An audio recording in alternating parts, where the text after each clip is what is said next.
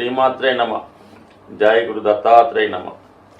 ఈ వీడియోలో మనం నవంబర్ 15వ తారీఖు నుంచి రుజుమార్గంలోకి మారబోతున్న శనిగ్రహ ప్రభావం తులారాశి వారి మీద ఏ విధంగా ఉండబోతుంది అని పరిశీలించినప్పుడు, మరి శని ప్రస్తుతం వక్రగమనం పొందడం వల్ల గత కొంతకాలంగా అర్ధాష్టమ శని ప్రభావం కూడా తులారాశి వారి మీద రావడం జరిగింది. ఆ కారణం వల్ల ఎస్పెషల్లీ ఈ రాశివారు మనసుకి కష్టం కలిగించే విధంగా కొన్ని సంఘటనలు జరగడం, అలాగే సొంత స్థిరాస్తి సంబంధించిన విషయంలో ఏదైనా మార్పులు చేద్దామన్నా, కొనాలన్నా, అమ్మాలన్నా చాలా టెక్నికల్ ప్రాబ్లమ్స్ కానీ, దగ్గర బంధువులతో విరోధాలు కానీ రావడం జరుగుతుంది. అంటే ఏదన్నా సాల్వ్ అయిపోయింది, పరిష్కారం అయిపోయినటువంటి సమస్యలు తిరిగి ప్రారంభమై మన అదృష్టం దురదృష్టంగా మారడం జరుగుతూ ఉంటుంది ఈ తులారాశి వారికి. అయితే ప్రస్తుతం నవంబర్ 15 నుంచి రుజుమార్గంలోకి మారబోతున్న శనిగ్రహ ప్రభావం పంచమ స్థానం మీద సంపూర్ణంగా తన ఫలితాన్ని ఇవ్వడం జరుగుతుంది. అంటే ఇప్పుడు ఏమవుతుందంటే, ఎప్పుడైతే డైరెక్ట్గా శని భగవానుడు వచ్చాడో తను లాభస్థానాన్ని కూడా వీక్షించడం జరుగుతూ ఉంటుంది.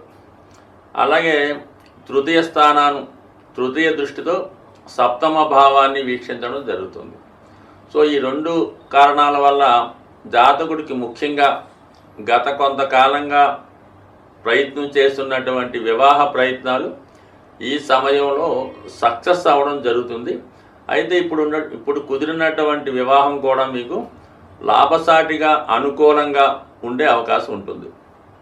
అంటే మనకి గత కొంతకాలంగా పంచమంలో ఉన్నటువంటి శని భగవానుడు వివాహ విషయంలో ఒక నిర్ణయానికి రాకుండా కన్ఫ్యూజ్ చేయడం జరిగింది. సో ఆ కారణం వల్ల ఏంటంటే ఏదో వివాహ ప్రయత్నాలు దగ్గరగా రావడం, మిస్ అవ్వడం, ఈ విధంగా రావడం జరిగింది. వక్రగమనంలో ఉన్నప్పుడు కన్ఫ్యూజ్గా ఒకేసారి వస్తే 2 సంబంధాలు రావడం, ఈ విధంగా జరిగింది. మరి ప్రస్తుతం అతి తొందరలో, అంటే ఇంచుమించుగా మనకి మార్చి 29వ తారీఖున మరి పంచమంలో ఉన్నటువంటి శని భగవానుడు 6వ స్థానంలోకి మారుతాడు. అంటే ఒక విధంగా ఈ తులారాశి వారికి అఖండమైనటువంటి 6వ స్థానం, జయస్థానంలోకి మారడం, అంటే రాబోయే రోజులన్నీ కూడా సక్సెస్ఫుల్గా మారుతున్నాయి. అయితే ఇప్పుడు ఈ శని భగవానుడు గత కొంతకాలంగా ఆగిపోయినటువంటి మీ అదృష్ట దినాల్ని, అదృష్ట ప్రయత్నాల్ని తిరిగి ఇప్పుడు మీకు ప్రారంభించడం వల్ల ముఖ్యంగా వివాహంలో ఉన్నటువంటి ఆటంకాలు తొలగి ఏదైనా మీకు ఒక అనుకూలమైనటువంటి వివాహం నిర్ణయం అవడం జరుగుతుంది. తద్వారా మీకు ఆర్థికంగా బాగా సక్సెస్ఫుల్గా ఉన్నటువంటి జీవిత భాగస్వామి రావడం వల్ల అటు మీ యొక్క సంపాదనకి అదనపు సంపాదన తోడే ఒక విధంగా మీ యొక్క సమస్యలు పరిష్కారం అవడం జరుగుతుంది. అలాగే వృత్తిలో మీరు గత కొంతకాలంగా వృత్తి మారాలి, కొత్త ఉద్యోగంలో చేరాలి అనుకున్న వాళ్ళకి కూడా ఈ గ్రహస్థితి అనుకూలంగా రావడం జరిగింది. సో ఈ రెండు కూడా అటు వృత్తిపరమైనటువంటి ఇంప్రూవ్మెంటు సమస్యలు, వివాహానికి సంబంధించినటువంటి సమస్యలు రెండు కూడా శాశ్వతంగా పరిష్కారమై ఖచ్చితంగా ఒక నిర్ణయానికి రావడం జరుగుతుంది. సో దానికి అనుగుణంగానే నవంబర్ 15 తర్వాత మీరు ఏదైనా మల్టీనేషనల్ కంపెనీలో కానీ, విదేశ సంస్థలో కానీ ఉద్యోగ ప్రయత్నం కొరకు చేస్తుంటే 100% సక్సెస్ అవుతుంది. ఎందుకంటే ఆల్రెడీ పంచమంలో ఉన్నటువంటి శని నెమ్మదిగా 6వ స్థానానికి వెళ్ళడం జరుగుతుంది. అక్కడ ఉన్నటువంటి రాహుగ్రహంతో కలిసి ఉండడం, కలయడానికి వెళ్ళడం జరుగుతుంది. అలాగే 6వ స్థానంలో ఉన్నటువంటి రాహు మరి ఎప్పుడు వక్రగమనంతో వస్తూ శని భగవాన్ని కలవడం జరుగుతుంది. ఈ 2 గ్రహాలు కూడా మరి తులారాశి వారికి మిత్రగ్రహాలు అవ్వడం జరుగుతుంది. మరి ఈ కారణం వల్ల ఎవరైతే తులారాశిలో ఈ సాఫ్ట్వేర్ రంగంలోనూ, సినిమా, మీడియా, వైద్యపరమైన రంగాల్లో ఉన్న వాళ్ళకి ఇది చాలా వరకు అనుకూలమైనటువంటి స్థితి రావడం జరుగుతుంది. కాబట్టి ముఖ్యంగా మీలో ఉన్నటువంటి టాలెంట్కి గుర్తింపు వస్తుంది. అలాగే అనూహ్యంగా ప్రస్తుతం మీ యొక్క నెల సంపాదన ఎంత ఉందో దానికి రెట్టింపుగా త్వరలో మారే అవకాశం ఉంది. దానికి ఎప్పటి నుంచే మీ ప్రయత్నాలు ప్రారంభిస్తే రాబోయే రోజుల్లో మీ యొక్క ఆర్థికపరమైన సమస్యలు, వృత్తిపరమైన సమస్యలు సంపూర్ణంగా సక్సెస్ అయి సక్సెస్ అయ్యి అక్కడి నుంచి అంటే మార్చి 25 తర్వాత 29 మార్చి 2020 తర్వాత సంపూర్ణంగా ఒక 2.5 సంవత్సరాల పాటు మరి ఈ తులారాశి వారు ఒక విధంగా చెప్పాలంటే మరి సక్సెస్ఫుల్గా వారి యొక్క జీవితాన్ని విజయవంతంగా నడిచే అవకాశం ఉంటుంది. శని యొక్క ప్రభావాన్ని నుంచి అంటే చెడు ఫలితాన్ని నుంచి తప్పుకోవాలంటే ఏకైక మార్గం చాలా క్రమశిక్షణతో మెలగడం అన్నది చాలా ఇంపార్టెంట్ అయిన విషయం. ఎక్కువగా దేహానికి అంటే శరీరానికి కష్టం కలిగించే విధంగా చేయు పనులు చేసినప్పుడు శని యొక్క అనుగ్రహం కలుగుతుంది. తగు విధంగా ఆరోగ్యం కూడా రావడం జరుగుతూ ఉంటుంది. సో ముఖ్యంగా ప్రతిరోజు కొద్దిసేపైనా నడక, అలాగే చిన్న చిన్న పనులు నడిచి చేసుకోవడం వల్ల కూడా కొంతవరకు ధనం ఆదా అవుతుంది. అలాగే శరీరంలో శక్తి కూడా పెరుగుతూ ఉంటుంది. ముఖ్యంగా కుటుంబంలో ఉన్నటువంటి వృద్ధులు, పెద్దవాళ్ళు శని యొక్క రూపానికి ప్రతిరూపాలుగా ఉంటారు.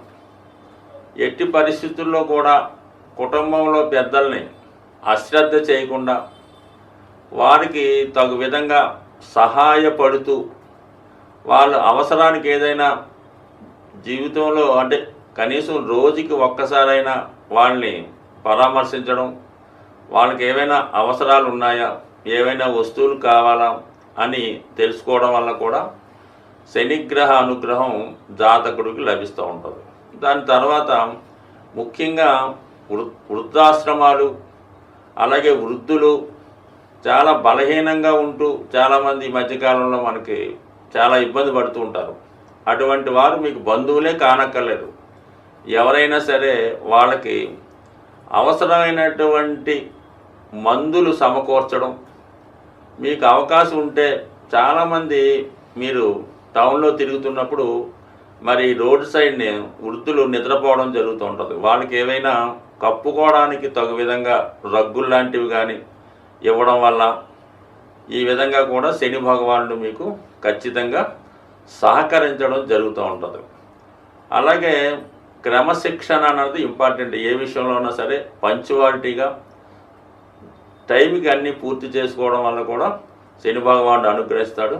అయితే శని యొక్క అనుగ్రహానికి అనుకూలమైనటువంటి సమయం ఇది. అదృష్టవశాత్తు మనకి ఇప్పుడు ఈ కార్తీక మాసం మనకి దీపావళి మర్నాడు నుంచే ప్రారంభం అవడం జరుగుతుంది. కాబట్టి ఎవరైనా సరే వీలైతే ఈ కార్తీక మాసంలో వచ్చే 30 రోజులు విధి విధానంగా ఏ సమయమైనా పర్లేదు ఒక్కసారి శివాలయాన్ని దర్శించుకోవడం, ఏదో ఒక దీక్ష తీసుకోవడం మంచిది. లేదంటే 4 సోమవారాలు, 4 మంగళవారాలు, 4 లక్షవారాలు ఈ విధంగా వీలైతే ఉపవాసం ఉండి మరి ఆ భగవంతుణ్ణి మనసారా ఆరాధించడం వల్ల అటు శివుని యొక్క అనుగ్రహానికి అటు విష్ణుమూర్తి అనుగ్రహానికి పాత్రులవుతారు. ముఖ్యంగా అది చాలా గొప్ప విషయం ఏంటంటే సామూహికంగా ఈ కార్తీక మాసంలో వనభోజనాలని ఉసిరి చెట్టు కింద భోజనాలు చేయడం జరుగుతూ ఉంటుంది. అలా వీలుంటే ఒక్కసారి మీరు కూడా ఈ ఉసిరి చెట్టు కింద మరి చక్కగా అందరితో కలిసి సహంగా భోజనం చేయడం వల్ల మీరు వీలుంటే కొంతమందికి మీరు ఇటువంటి భోజనాలు ఏర్పాటు చేయడం వల్ల కూడా ఖచ్చితంగా ఈ అనుగ్రహం మీ మీద లభిస్తూ ఉంటుంది. అలాగే ఈ కార్తీక మాసంలో లక్ష్మీ అమ్మవారికి ఈ ఉసిరికాయలు అంటే పెద్ద ఉసిరికాయలు కనీసం అంటే లెక్కతో సంబంధం లేదు, కొన్ని అమ్మవారికి సమర్పించి అవి మీ దగ్గర మీ ఇంట్లో దాచుకొని వీలైనప్పుడు దాన్ని ఉపయోగించడం వల్ల కూడా మరి లక్ష్మీ అనుగ్రహం, శివుని అనుగ్రహం ఇవన్నీ కూడా ఈ కార్తీక మాసంలో మీకు లభిస్తూ ఉంటాయి. కాబట్టి ఎవరి ఆచారాన్ని బట్టి ఎవరి అవకాశాన్ని బట్టి విధి విధానంగా ఇది పాటించండి. ఇవేమీ చేయలేము అనుకున్న వాళ్ళు కేవలం ఓం నమశివాయ అనే శివపంచాక్షరి మంత్రాన్ని, దానికి ఏమీ సమయం అక్కర్లేదు, మాసము అక్కర్లేదు, నెల అక్కర్లేదు, మీకు ఎప్పుడు తోస్తే అప్పుడు ఈ యొక్క మంత్రాన్ని మీరు కనీసం మీకు ఎన్నిసార్లు వీలైతే అన్నిసార్లు మనసులో అనుకున్నా సర్లేదు, బయటికి అనుకున్నా పర్లేదు, ఖచ్చితంగా చేయడం వల్ల మరి ఎంత రుణ బాధలు ఉన్నా ఎంత ఈది బాధలున్నా